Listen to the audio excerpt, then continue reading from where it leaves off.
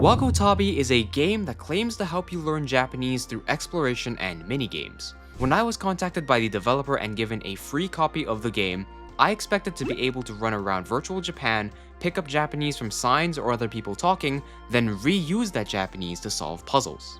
In reality, what I got felt like what was essentially Duolingo with additional steps. I played for an hour, and here's my honest take. Jouzu. The premise of the game is that you're a descendant of some master of Japanese, and you have to visit all 47 prefectures of Japan in order to collect 47 collectibles and become just like your ancestors. It's simple and sets up a fun adventure. As for the visuals and atmosphere, the art style, music, and overall vibe were cute and relaxing. You can customize your character and also unlock new cosmetics as you journey on. I can't really comment on how the towns feel or whether they have a distinctive energy, as I've only been to Tokyo and Kanagawa in real life, and in-game you start off in Kagawa. Now let's talk about the main gameplay loop. The game starts off with an introduction to how Japanese has 3 writing systems. Then we learn our first words through a lesson. Lessons take you out of the game and tell you what certain words or grammar mean. For example, the first lesson teaches you the word Tanaka, which is a common name, and even allows you to practice writing the characters by hand. At the end of the lesson, you'll be given an English sentence and some Japanese words. Your task is to click on the Japanese words in the right order to achieve what the English sentence says. Each segment of the game may have multiple lessons offering opportunities to learn new words and grammar. And at the end of each segment, there'll be a boss marked with a star, and you basically have to do the exact same thing to clear it and move on to the next segment. Sometimes, before a lesson begins, you'll have to chat with an NPC and respond with the appropriate sequence of Japanese words. That is the core gameplay loop and makes up a majority of what you'll be doing in order to progress the main story. Alongside the main story are minigames which can be activated in a menu. 2 of the minigames are literally just the same test where you click on Japanese words in the right order, but one of the games has ninjas throwing letters at you and you have to type in the letter before it hits you. There may be other minigames as well, but because I've only played for 1 hour, I'm not sure. Now, let's get to what I think about the gameplay. First, the good. Number 1, aesthetically, the art style is quite cozy. It creates a low-pressure vibe that might appeal to people who find more serious learning tools too intense. 2.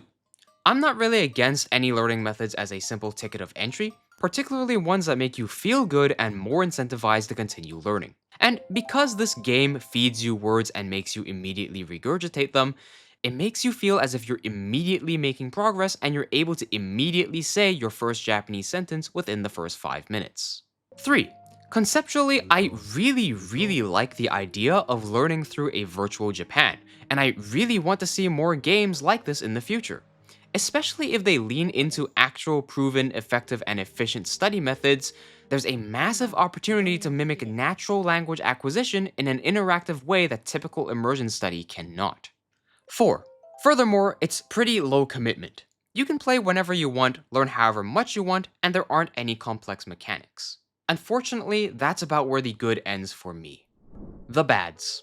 My main critiques boil down to 2 points. 1. Missed opportunity to create an environment that mimics natural and interactive immersion. To elaborate, we have to first understand how immersion works and the theory of second language acquisition by Dr. Stephen Krashen. For reference, この方法をベースにして日本語に限らず言語を学んだ人の中にはたった数年で流暢になるのはもちろん自然でネイティブのように聞こえるまでになる人もそんなに珍しくないんです。As someone who's gone through the whole learning process and documented my journey from day 1, I believe that the most efficient method to reach your highest potential is the immersion method. If you'd like to hear more about this method of learning and how clearing the highest levels of the Japanese proficiency test in 1 or 2 years isn't even a rare result, I have a video that goes more in depth about the methodology that you can watch up here. Now, when we understand Krashen's theories, this means that doing these sort of pseudo-sentence construction exercises don't really amount to much in the grand scheme. We're not getting Japanese input here, we're getting English input. In the places where the game does give us input, it's not in a natural way where we interact with our environment or observe natural conversations. Instead, it is artificial and done in a lesson format. For comparison, let's take a look at these 2 games. 7 Days to End With You and Shashingo. In 7 days, you interact with a person who speaks an unknown language. No words are artificially taught to you, and there are no lessons. You can click on objects and the person will say what that object is in their language. You can then update your book of words with what you think that word means. The next time that word pops up, the word you thought it meant will be displayed alongside it.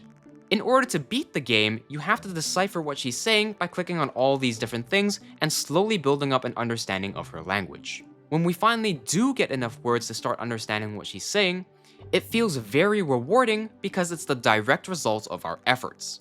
This game is a masterpiece in simulating natural language acquisition, and I believe the developers of Wagotabi can take a lot of notes from it.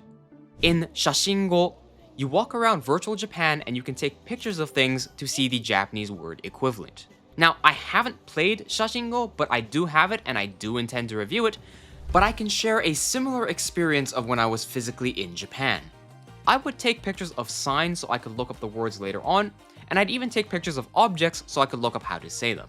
The method of gathering this vocab is the difference. In Shashingo and in real life, I am taking pictures of things that I'm actually encountering that are in front of my eyes. In Wagotabi, I am taken out of my body and into a lesson or test that has nothing to do with my surroundings. For example, in the sequence where I have to look for a red suitcase, neither the word red or suitcase was used a single time, nor were there any ways to encounter these words at all. And in the segment where you have to talk with the immigration officer at the airport, instead of him asking questions that an actual immigration officer would, you instead tell him, "Nice to meet you, are you Tanaka?" What? So why is it like this? Why can't I click on this suitcase, and this suitcase and get 3 different words, then figure out the commonality here is this, and so this word must mean suitcase, then click on this, and this, and figure out the commonality here is the color red, and then maybe overhear a discussion where someone asks someone else whether they've seen something. Then we can take all that we've learned to clear a test where we have to ask where the red suitcase is. Or even simpler, why can't I click on these signs to learn the words from my environment? Unfortunately, because these artificial lessons and tests make up the core gameplay, it means that the most fundamental part of this game is also its weakest link. Oh, and let me be clear that there's absolutely nothing wrong with lessons. There are certain things that can be picked up through lessons much faster than through immersion, but this is just not it. The second big problem I have with Wagotabi is that it uses explanations of grammar that tend to lead learners towards a path of confusion. To demonstrate, let's bring up the biggest question that most learners have. What is the difference between wa and ga? I'm sure a lot of you watching this video have also asked that same question at some point. Now, there's actually a system of Japanese that breaks down the grammar in a way that the question doesn't even come up in the first place. And that is the 3-engine structure system by the late Hirodali sensei, who was also my teacher. See, when we take beginners who have never learned Japanese before and we give them the 3-engine structure, a majority of these learners never get confused by wa versus ga. You can learn more about the 3-engine structure by watching my grammar playlist linked up here, or by going to the source itself by looking up Hirodali on YouTube. Now, conversely, the people who do get confused by wa versus ga all share a common link. They have been exposed to a translation that makes them believe that these 2 sentences are literally writing the exact same thing.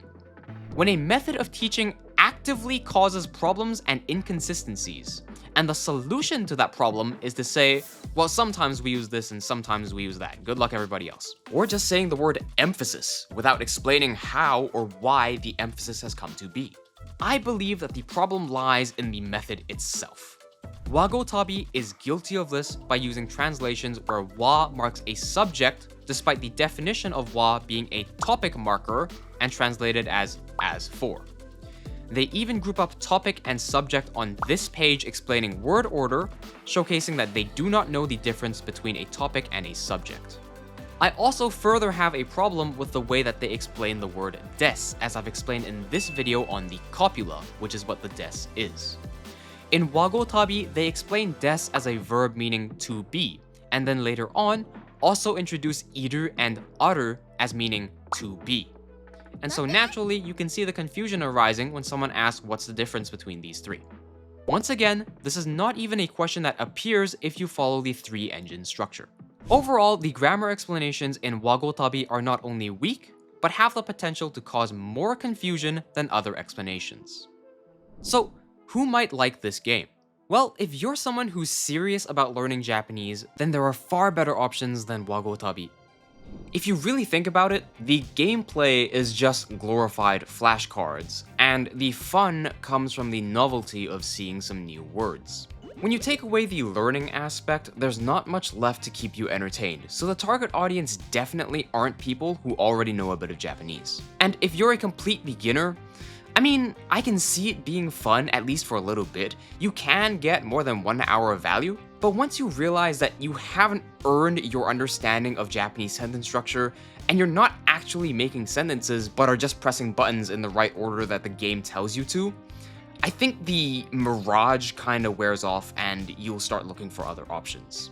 As an actual study tool, Wagotabi is equally as bad as Duolingo, so I'd hesitate to recommend you to pay for your problems. I believe you can get more from Duolingo within the same time frame because Wagotabi doesn't take enough advantage of the fact that you can walk around.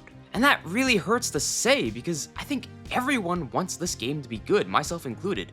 But at its current state, it's just really hard for me to say that.